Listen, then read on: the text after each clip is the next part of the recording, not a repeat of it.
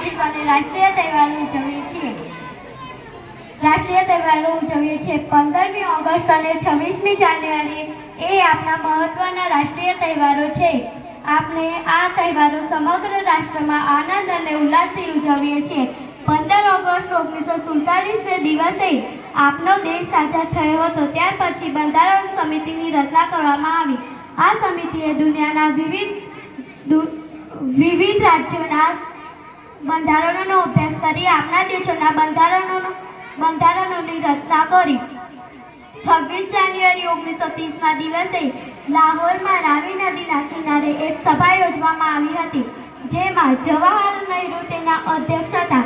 આ સભામાં પૂર્ણ સ્વરાજની પ્રતિજ્ઞા લેવામાં આવી હતી.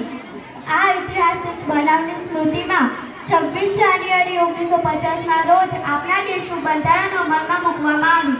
આથી આપણો દેશ લોકશાહી પ્રજાસત્તાક દેશ બન્યો. તે દિવસ આપણે તહેવાર તરીકે ઉજવીએ છીએ. પ્રજાસત્તાક દિને જાહેર રજા હોય છે.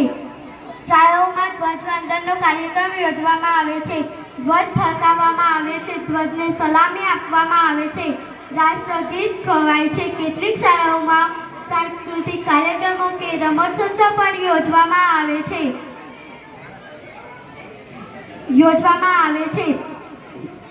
કેટલીક પ્રભાત ફેરીઓ પણ નીકળે છે, જેમાં ઘણા લોકો જોડાય છે. તેઓ રાષ્ટ્રગીત ગાય છે અને દેશપ્રેમને લગતા સૂત્રો પોકારે છે. ટીવી પર દેશભક્તિની ફિલ્મ દર્શાવવામાં આવે છે. દિલ્હીમાં ત્રણેય સેનાઓની ભવ્ય પરેડ યોજાય છે, જેમાં રાષ્ટ્રપતિ તેઓની સલામી ઝીલે છે. અહીં વિવિધ રાજ્યોના સાંસ્કૃતિક કાર્યક્રમો પણ યોજવામાં આવે છે. સરકારી મકાનો અને મોટી મોટી ઇમારતો રાત્રે રોશનીથી ઝળહળી ઉઠે છે. હજુ પણ આપણા દેશમાંથી ગરીબી, બેકારી, નિરક્ષરતા, અજ્ઞાન અને વહેમ દૂર થયા નથી. પ્રજાસત્તાક દિન નિમિત્તે આપણે આ બધા દૂષણોને દૂર કરવાનો સંકલ્પ કરીએ.